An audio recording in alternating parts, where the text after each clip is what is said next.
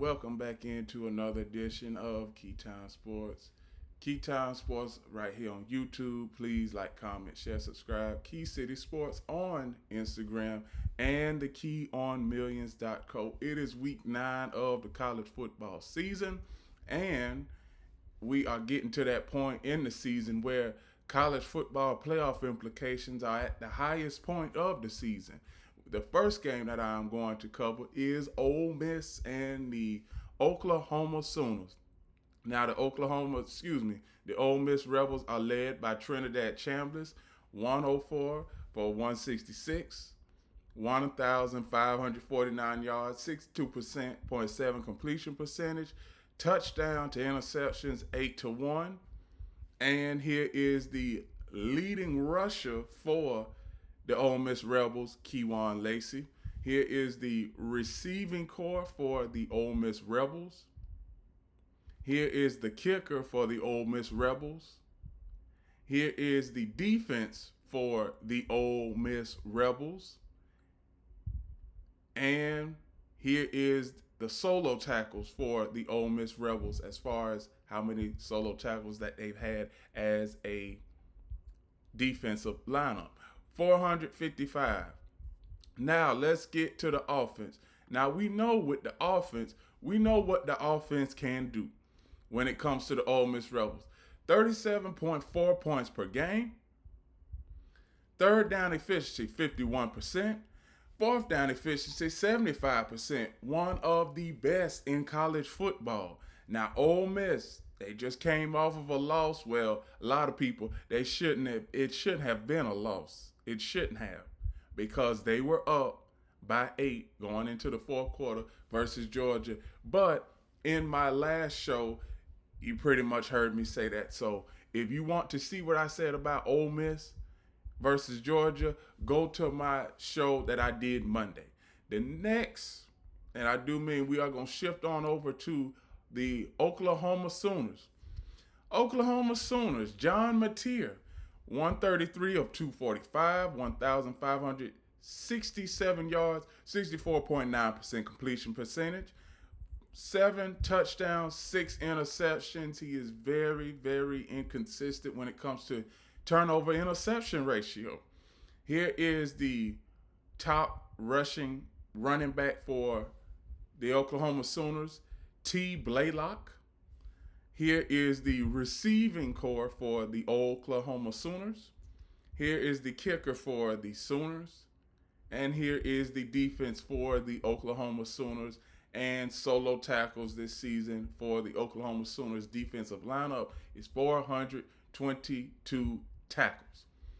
Now let me get to the storylines for this game.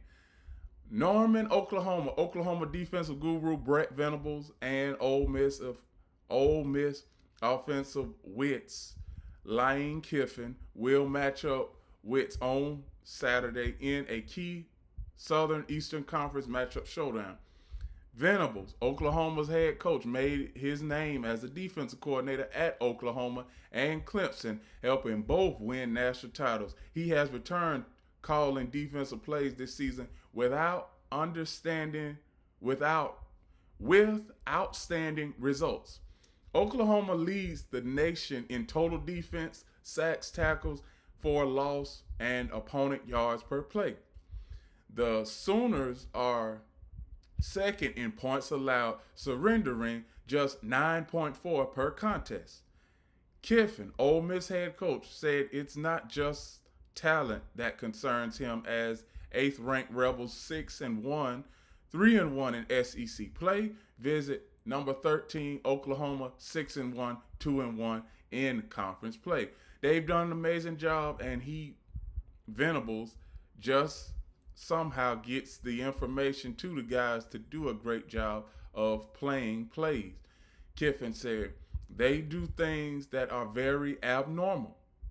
When they see plays that they think are coming, they go take them away or pick them off. It's phenomenal prep, a film study of signals.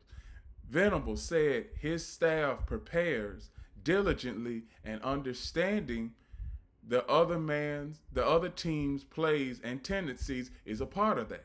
We've got an excellent staff, he said. This is the best defensive staff that I've been on since I've been coaching, he said.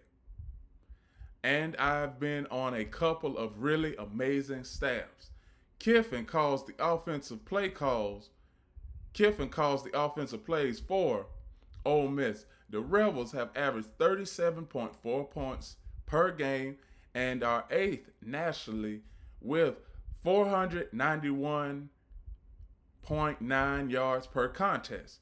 The Rebels took a 35-26 lead into the fourth quarter in the loss to Georgia last week. I just mentioned that a few minutes ago. Venables said he is impressed with Kiffin's track record. I think you have to consistently evolve, and I think that goes with watching the best in the country on a weekly basis or a yearly basis, Venables said. And absolutely, I've sat there and I've studied stuff Coach Kiffin has done. He's done a great job. That is what Brett Venables, head coach, said. The QB matchup, Ole Miss quarterback Trinidad Chambliss and Oklahoma quarterback John Mateer had strong starts this season. Chambliss, a transfer from Division I-2 Ferris State, wasn't the starter heading into the season, but an injury to Austin Simmons gave him an opportunity. He has taken full advantage, becoming the first quarterback since Eli Manning in 2001 to pass for at least 250 yards in each of his first 5 starts. Mateer, a transfer from Washington State, has passed for 1,567 yards and 7 touchdowns and rushed for 209 yards and 5 scores in 6 games. Strength versus strength. Oklahoma leads the nation with 4 sacks per game. Defensive end Mason Thomas leads the team with 5.5, and defensive end Taylor Wynn has 3.5. Ole Miss has allowed just 1 sack per game, 15th best nationally. Oklahoma has had success against mobile quarterbacks this season. The Sooners sacked Auburn's Jackson Arnold 9 times and South Carolina's Lenoris Sellers 6 times. Freshman phenom Oklahoma running back Torrey Blaylock leads the Sooners with 391 yards rushing and 4.5 yards per carry. He has emerged from a crowd running back room as the main back. He has largely kept touted transfer Jaden Oat on the bench. Blaylock ran for 101 yards last week's 26-7 win over South Carolina. He helped the Sooners rack up 171 yards on the ground. He could be set up for another big game. Ole Miss allows 166.7 yards rushing. Tight ends. Ole Miss Daquan Wright is 3rd nationally among tight ends with 393 yards and leads the SEC with 20.7 yards per catch. Oklahoma's Jaron Kanak, who switched from linebacker in the spring, has 364 yards receiving, 4th in the nation and the position. Lacey's legs.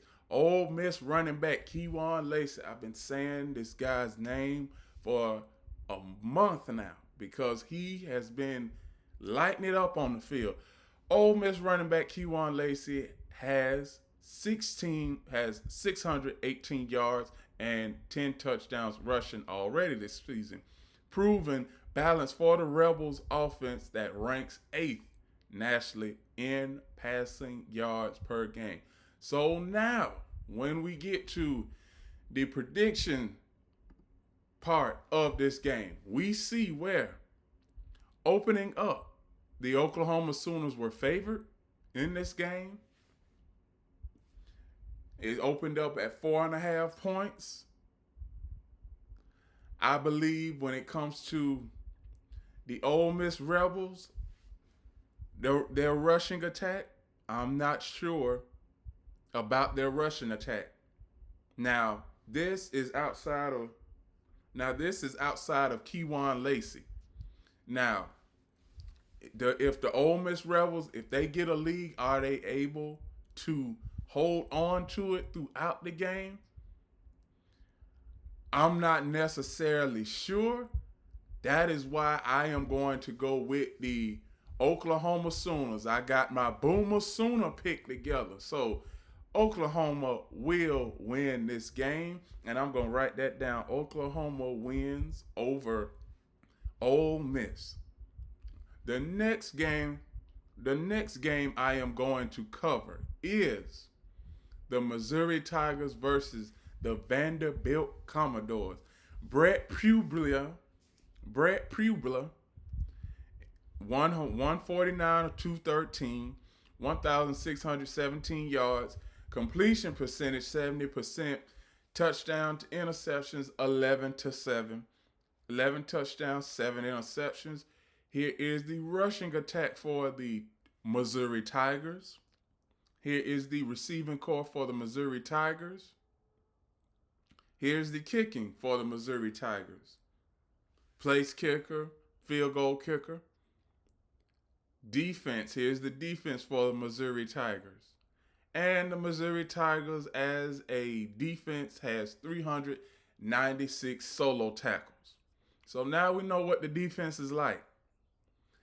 As far as the team concerned, the team, Missouri, has averaged 39 points per game. Third down offensive efficiency is 53%. Fourth down offensive efficiency is 80%, one of the best in college football. So we already know what the Missouri Tigers can do on offense. Now we need to know what the Vanderbilt Commodores can do on offense. Now they are led by Diego Pavia. Diego Pavia, 129 of 183, 569 yards, 70.5% completion percentage. Touchdown to interception ratio is 15-4. The rushing attack for the Vanderbilt Commodores, led by Diego Pavia. Now I'm going to say one thing about this. You cannot have your quarterback being your leading rusher and think that you're going to get somewhere. That is not going to work. I don't care on any level of sports. It is not going to work, especially in football, because the defensive coordinator for your opponent, he is going to have a game plan that is going to stop Diego Pavia in his tracks. Now, Missouri, defensively, Missouri is average. That's what I'm going to say. Missouri's defense is average. But one thing that I can say is that Vanderbilt is becoming Vanderbilt is becoming a legitimate powerhouse, because they've beaten quite a few ranked teams this season and last season for the first time in about 25 years. So Vanderbilt ain't no slouch anymore, people. And I had to come to the realization about that. Vanderbilt isn't a slouch. So here's the receiving core for the Vanderbilt Commodores. Here's the kicking for the Vanderbilt Commodores. Here's the defense for the Commodores. And as far as defensively, solo defense, 392 solo tackles. So now let me get to my main topic, the key storylines for this game. Emphasis on key. Y'all know, y'all always watch me because I give out great storylines, and we got some more great storylines for the Missouri Tigers and Vanderbilt Commodores. In this game, Nashville, Tennessee, Vanderbilt Commodores are doing exactly what they talked about in January when starting to prepare for the season. So the stakes keep rising each week for the Commodores. Happy just not being bowl eligible? Not now. They are ranked number 10 in the AP Top 25 for the first time since 1947. I just said this is the second time in about 80 years that the Vanderbilt Commodores have been relevant. This is why ESPN College Game Day will be in town for the first time since 2008. Another first for Vanderbilt. When another sellout crowd is on hand Saturday. This is what we expect. This is what comes with it. Coach Clark Lee said, so we can get over that and stay focused on again this climb, which is Missouri. Vanderbilt 6-1, 2-1 in conference play versus number 15 Missouri 6-1, 2-1 in conference play is one of the Southern Eastern Conference marquee games. They are among 6 SEC teams with only one loss, trailing number 4 Alabama and number 3 Texas A&M at the top of the SEC. Games usually come down to the end in this series. The Tigers pulled out a double overtime win last season for their 5th straight victory and 9th in 10 games over Vanderbilt. Missouri is coming off of another double overtime win last week over Auburn. Missouri coach Eli Drinkwitz dismissed all the festivities at his Tigers' second road game. We'll show up, we'll go to the visitors' locker room, we'll talk, we'll walk out on the field, play the game, Drinkwitz said. Whatever else they got for the fans there is up to them. But it doesn't affect us. Offensive showdown. These are 2 of the country's highest scoring teams. Vanderbilt averages 41.4 points per game, good 8th nationally in college football. Missouri 12th, piling up 39 points. The Commodores beat then number 10 LSU last week 31-24 last week, scoring the most points the LSU Tigers have allowed all season. Now, I'm going to talk about LSU a little bit later on in the show, but first, let me get to this game. First, I'm going to stay on this game. Lee said Missouri's offense has been interesting to watch, prompting him to text Drinkwitz earlier this season to ask when his Tigers were going to stop scoring points. He's a friend, but it's like, my God, when is enough enough? Dual threat quarterbacks. Vanderbilt quarterback Diego Pavia ranks 3rd in SEC with 15 touchdowns. He has completed 70.5% of his throws, and he is averaging 286.7 yards a game in total offense thanks to his own running ability. See, that is the critical part of Diego Pavia's game. He has his own running ability, and if he doesn't run in this game, the Vanderbilt Commodores will not be able to win this game. But I'm going to give my prediction of who's going to win this game a little bit later on. Let me get through these last few key storylines here. He also knows how to attack angles. He also knows how to utilize pump fakes with quarterback positioning. He knows how to eliminate angles, which is really just a savviness. He can get skinny and he can lower his shoulder, Drinkwitz said. He's got all the traits you want in a really tough physical runner. Lee had his own compliments for Missouri's QB, Bo Pribula. I've been impressed with the quarterback both in his ability to make plays as a thrower, but also as a runner. Stop Hardy. Before worrying about Pribula, Vanderbilt has to defend Ahmad Hardy, who is 3rd in the country with 840 yards rushing. Hardy has ran for at least 100 yards in 11 of the last 14 games dating back to Louisiana Monroe last season. Now, point spread, point totals in this game. We all see it.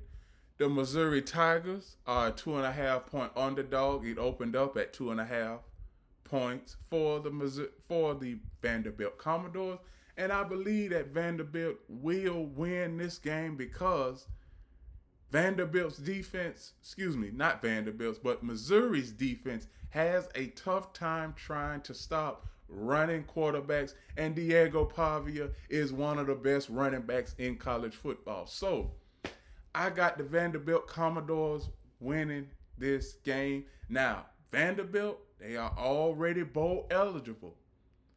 But we already know that from Diego Pavia and from the head coach of the Vanderbilt Commodores, they are saying that they want to go for the college football playoff, and they have a good chance. But they got to take care of business against one of their conference rivals, conference foes. So I got the Vanderbilt Commodores winning this game. The final game that I am going to cover for this week, week 9. This game has so many playoff implications. It's the Texas A&M Aggies versus them LSU Tigers. Now, I covered the LSU Tigers last week. That defense was horrible. And I do believe that the defense is going to have significant deficiencies this week. I'm going to just go ahead and tell you something. Marcel Reed, 125 of 202, 1,770 yards, completion percentage, 61.9 completion percentage, 15 touchdowns, 4 interceptions. The rushing attack for the Texas A&M Aggies is led by R. Owens II. Here is the receiving corps for the Texas A&M Aggies.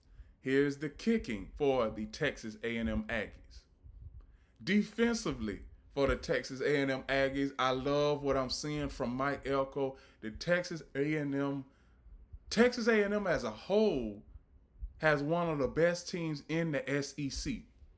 I'm going to tell y'all this.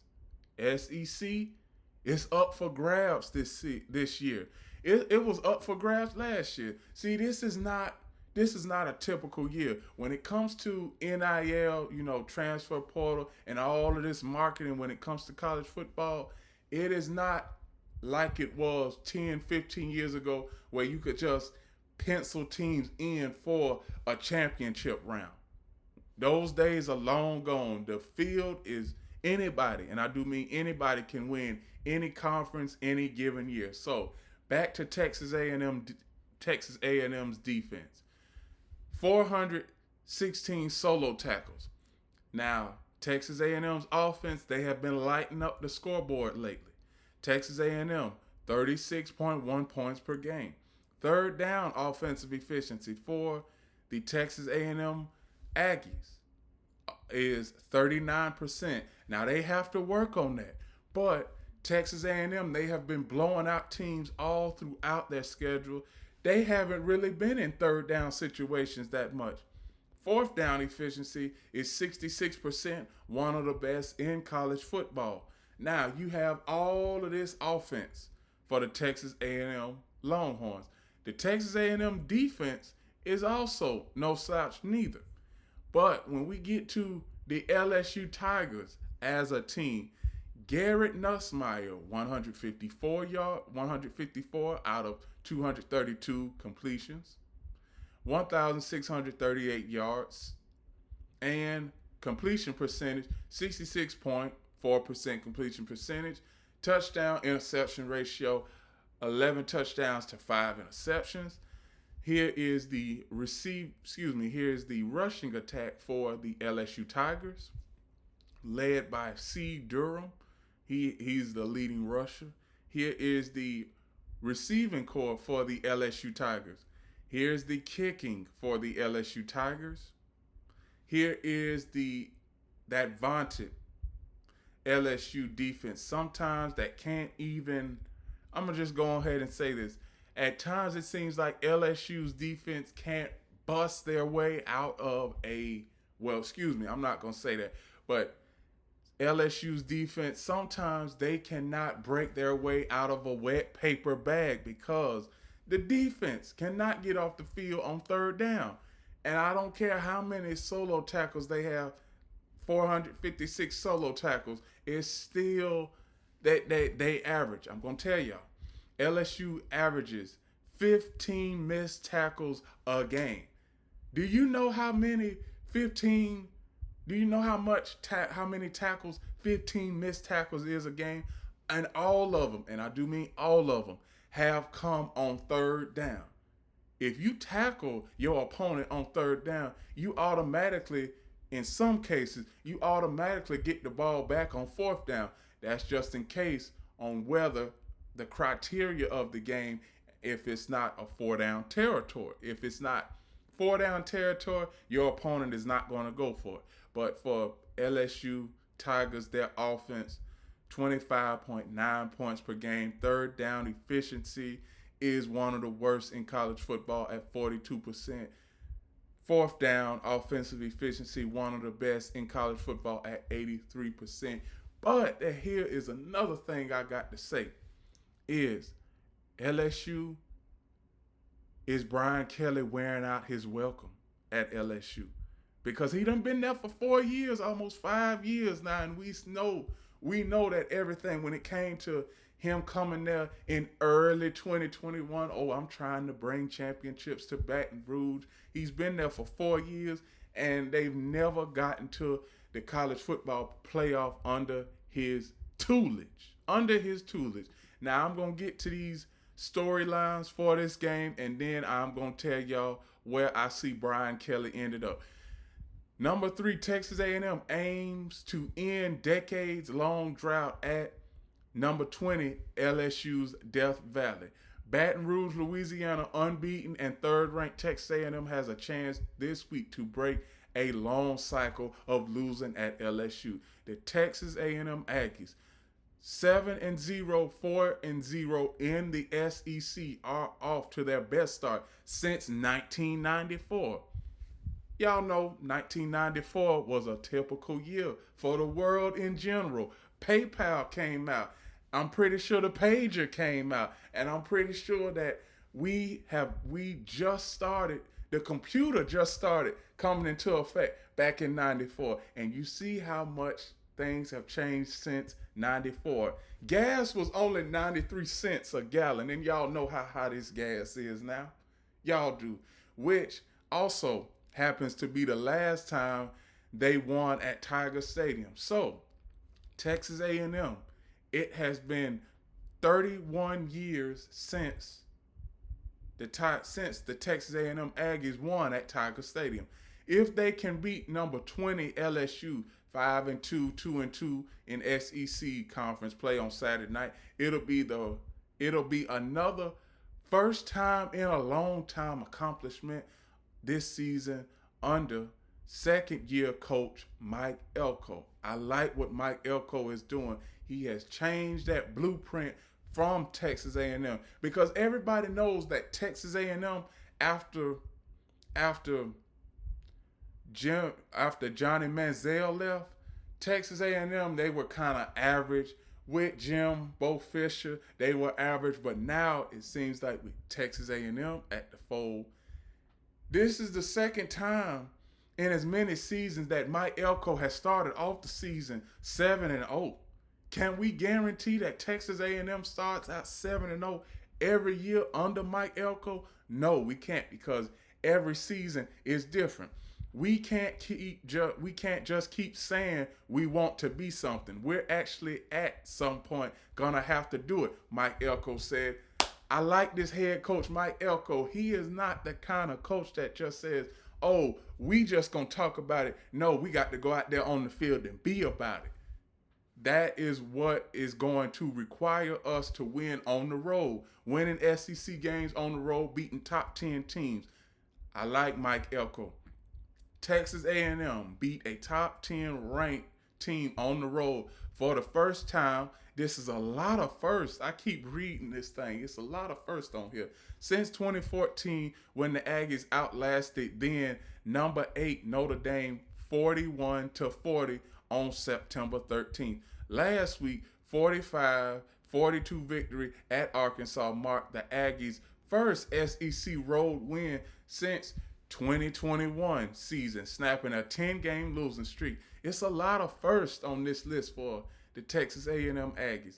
It's just good to see the program continuing to move forward in the right direction, Elko said. The Aggies' losing streak at Tiger Stadium stands at 6 games, all played since A&M joined the SEC in 2012. In hindsight, beating the Fighting Irish last month might have been more difficult than what awaits the Aggies in Death Valley, and I believe so because LSU's defense, complete garbage. Notre Dame is now ranked 12th in the AP Top 25 poll thanks to a 5-game winning streak. LSU is coming off of its second loss in 3 games, falling to Vanderbilt last week for the first time since 1990. We're going way back to the 90s. This has been nothing but a show about how teams used to be good in the 90s and they getting back to their winning ways. Stay with me. The loss left LSU fans ranting on the radio and all over social media about fourth-year coach Brian Kelly, whose team was widely seen as a college football playoff contender after spending big on player transfers and welcoming back quarterback Garrett Nussmeier. You can be a lot of things in the offseason, but like I've been saying, I said this last week, and I said this on Monday too, LSU is a team that is all hype, but no action on the field. I recognize everybody's angst. My meal doesn't taste good. I'm not in a great mood, Brian Kelly said. Now, let me tell y'all something about Brian Kelly. I done been doing my homework on Brian Kelly, and Brian Kelly, he has just been a below average coach. He did something at Notre Dame. He was able to get Notre Dame back to, playoff competition, but I have not looked at Brian Kelly the same since he got blown out to Alabama in the national championship game back in the 2012, that was January of 2013 for the 2012 championship. He has not been the same since. And you got an LSU fan base that is expecting him to come in there and win championships, but he hasn't been able to get to the college football playoff in 4 years. If LSU wants to salvage dwindling hopes of being one of the top 12 teams in the college football playoff, winning this weekend could springboard the Tigers' need. We have a great opportunity this weekend in Tiger Stadium to play the number 3 team in the country, Kelly said. We believe we can win.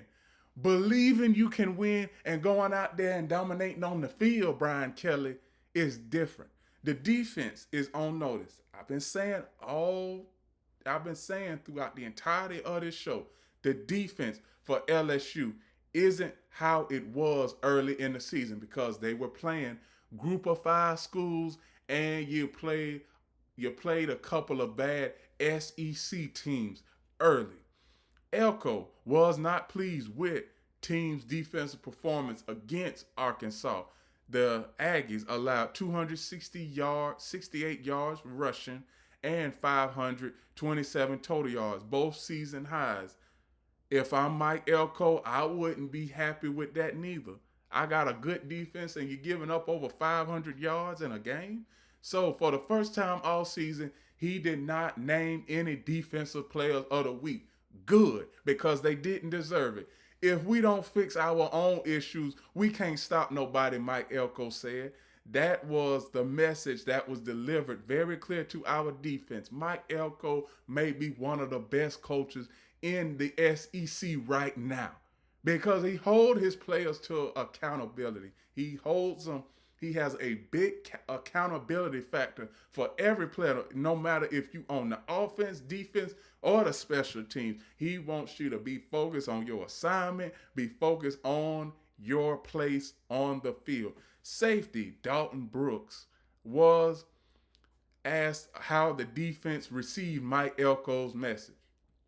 It wasn't a bad reaction by anybody, he said. We knew what we did. We knew how the game went. It wasn't our best. I like what the players are doing. The players are believing and they know what to expect from a Mike Elko-led defense.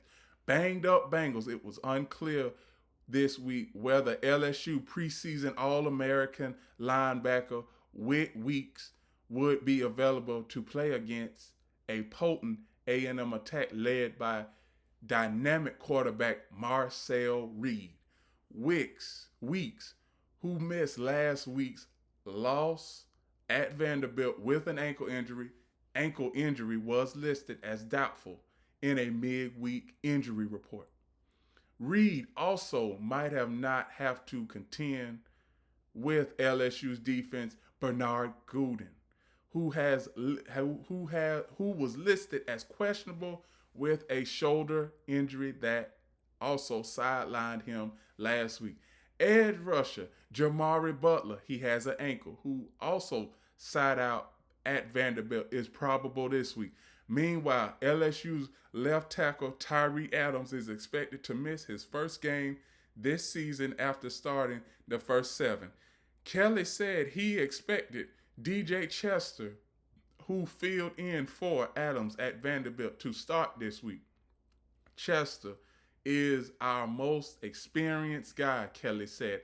I have confidence that he can go out there and get the job and do the job. Taking over, Reuben Owens II had 14 carries for 69 yards and 2 touchdowns in the first game at Texas A&M's primary ball as Texas A&M primary ball carrier last week.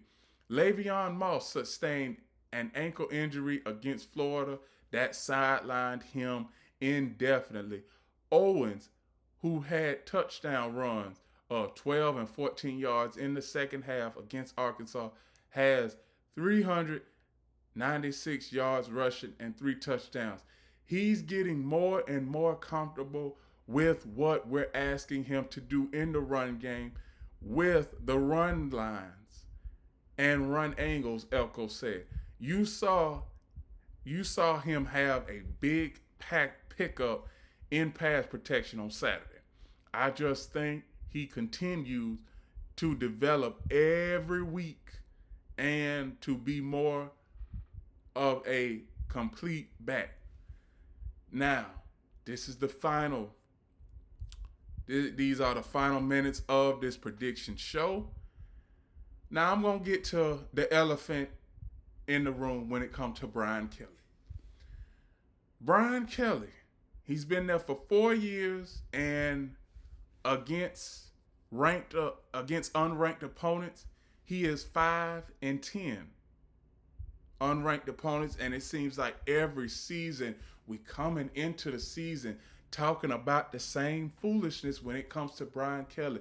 Does he have his defensive guys ready? Does he have the right quarterback? Does he have the right system in play? Is LSU going to fire Brian Kelly?